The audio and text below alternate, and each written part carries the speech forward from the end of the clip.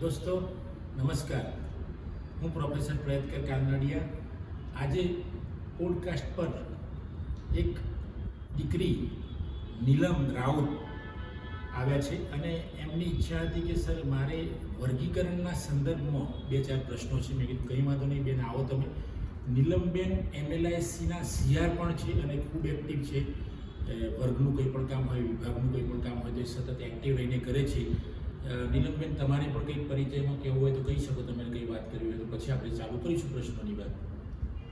હું રાઉત નીલમ Gujarat વિદ્યાપીઠમાં master of library સાયન્સમાં અભ્યાસ કરું છું અને આજે સર જોડે સરને થોડાક ક્વેશ્ચન કરવા માટે હું સર જોડે અહીંયા બેઠી છું. તો સર બોલો બેન, તમે પ્રશ્ન બોલો. તમે પ્રશ્ન જે કહેશો એને આપણે જવાબ વાત કરીશું. હા સર, આજે સર તમે કયા ટોપિક વિશે વાત કરશો? આજે નીલમબેન, આમ તો આપણી આજે હેરાર્કી ચાલી આવી છે ને અત્યાર સુધીમાં, જે છેલ્લે લેક્ચર મેં લીધા એમાં મોટાભાગે વર્ગીકરણ ઉપર આપણે વાત કરતા હોઈએ રોજ. એમાં થોડુંક વચ્ચે બદલાય પણ મોટાભાગે એટલે વર્ગીકરણની જ વાત કરીશું ને વર્ગીકરણના સ્વીકૃત સિદ્ધાંતો ઉપર આપણે વાત કરીશું. એટલે વિદ્યાર્થીઓને ગૌણ સેવા અથવા તો કોમ્પિટિટિવ એક્ઝામ હોય, નીટ સ્ટેટ હોય, જ્યારે બધું વિદ્યાર્થીઓને કામમાં આવશે લાઇબ્રેરી સાયન્સના. એટલે હું વર્ગીકરણના અમલીકરણના સ્વીકૃત સિદ્ધાંતો પર વાત કરીશ. તો સર આપ આ સૂત્રો પર વાત કરશો? યસ, આ સૂત્ર પર બેન પહેલી વાત કરીશું તો આપણે મૌલિક જે કહેવાય ને મૂળભૂત સૂત્રોમાં એમાં પહેલો કાયદો છે અર્થઘટનનો કાયદો, લો ઓફ ઇન્ટરપ્રિટેશન.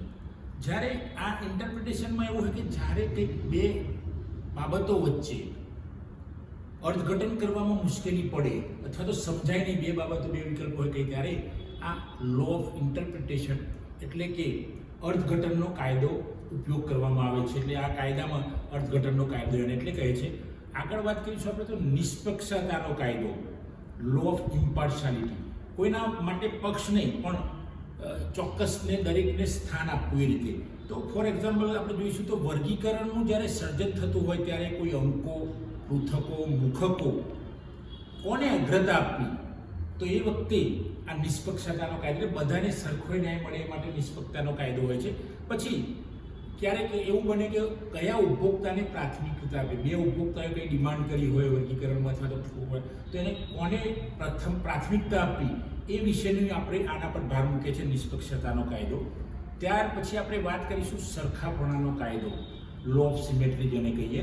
આમાં પણ એવું જ છે કે સરખાપણામાં ધારો કે બે વસ્તુ આપણને ગમતી હોય, સમાન પરિસ્થિતિ એ વસ્તુ ધરાવતી હોય, તો આ બે વસ્તુમાંથી કોને અગ્રતા આપવી, ત્યારે આ લો ઓફ સિમેટ્રી એટલે કે સરખાપણાનો કાયદો ત્યારે આપણને કામમાં આવે છે.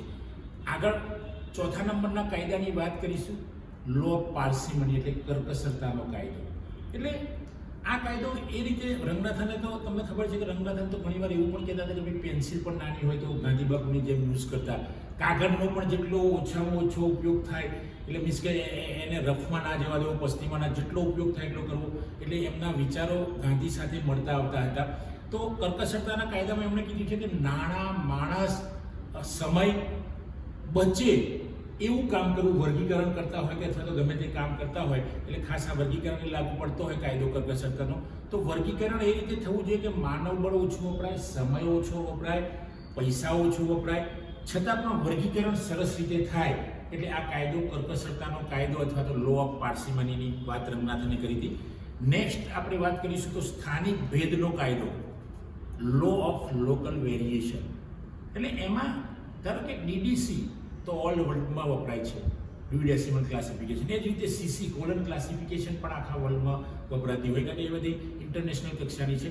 તો એમાં ઘણીવાર એવું હોય કે ભાઈ તમે લોકલ વેરિએશન એટલે કોઈ અમદાવાદ જિલ્લાનું કોઈ નાનકડું ગામ હોય, ધારો કે સાણંદની નજીકમાં રેથલ ગામ હોય, તો રેથલની અંદર લાઇબ્રેરીમાં ક્લાસિફિકેશન થતું હોય તો એ સ્થાનિક ભેદતાનો કાયદો ત્યાં લાગુ પડશે કે ભાઈ એના લોકલમાં એના ગામના વિશેની કંઈ માહિતી હોય અથવા તો વર્ગીકરણ કરવાનું હોય ત્યારે એ ગામને મહત્ત્વ આપવું પડશે, લોકલ એરિયાને મહત્ત્વ આપવું પડશે. એટલે એને આપણે કહીશું સ્થાનિક ભેદતાનો કાયદો. છેલ્લો આમાં કાયદો છે અભિસરણનો કાયદો અથવા તો લો ઓફ ઓસ્મોસિસ.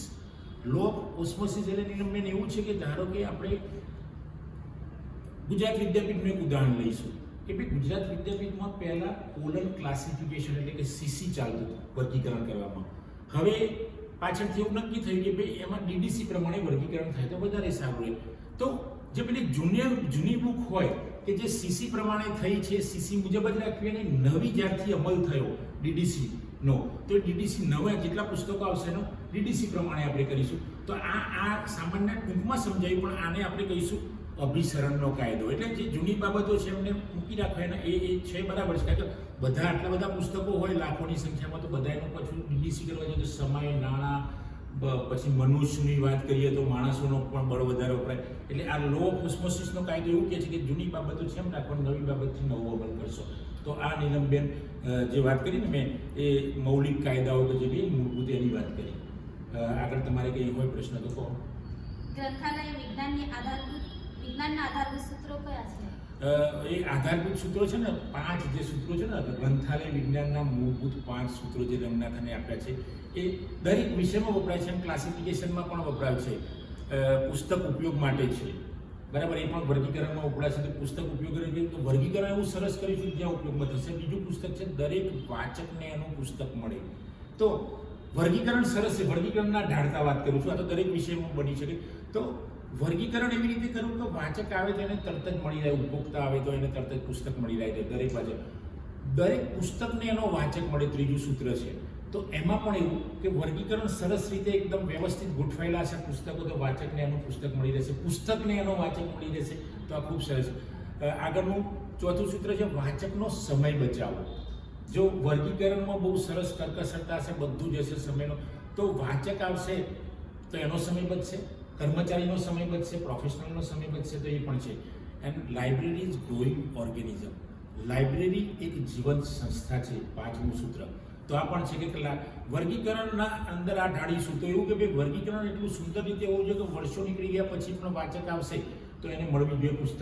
અને આ જીવંત સંસ્થા છે, એટલે વર્ગીકરણ સરસ રીતે થયું હશે તો વાચક એમાં સરસ રીતે આવી અને પુસ્તક મેળવી શકશે, આનંદ મેળવશે, અને એ લાંબો સમય સુધી પેલી ક્લાસિફિકેશન હશે જળવાઈ રહેશે. તો આ મૂળભૂત જે 5 સૂત્રો કહીએ ને, 5 લોઝ ઓફ લાઇબ્રેરી, તો આ એ છે, બરાબર. બીજું કંઈ પૂછવું હોય તો પૂછો. નીલમબેન, કોઈ પ્રશ્ન છે તમને? હા સર, બસ તમારો ધન્યવાદ. તમે વર્ગીકરણ વિશે અને આધારભૂત સૂત્રો વિશે વાત કરી, એ જાણીને મને પણ આનંદ થયો. તમારો ખૂબ ખૂબ આભાર. સરસ. મિત્રો, નીલમબેને મારો આભાર માન્યો, પણ મારે પણ નીલમબેનનો આભાર માનવો જોઈએ. મારા એક્ટિવ સીઆર એવા મારા દીકરી નીલમબેન અહીંયા પોડકાસ્ટ પર આવ્યા અને એમને સરસ આત્મવિશ્વાસથી પ્રશ્નો પૂછ્યા મને, એટલે ખૂબ આનંદ થાય છે. એટલે નીલમબેનનો આભાર માનું છું. નીલમબેન, તમારો પણ આભાર. મિત્રો, આ પોડકાસ્ટનો અમારો વિડીયો આજનો જો આપને સૌને પસંદ આવે તો એને લાઈક કરો, શેર કરો, કોમેન્ટ કરો, અને જો ચેનલ સબસ્ક્રાઈબ ન કરી હોય તો સબસ્ક્રાઈબ કરો. થેન્ક યુ દોસ્તો. જય હિન્દ, જય ભારત.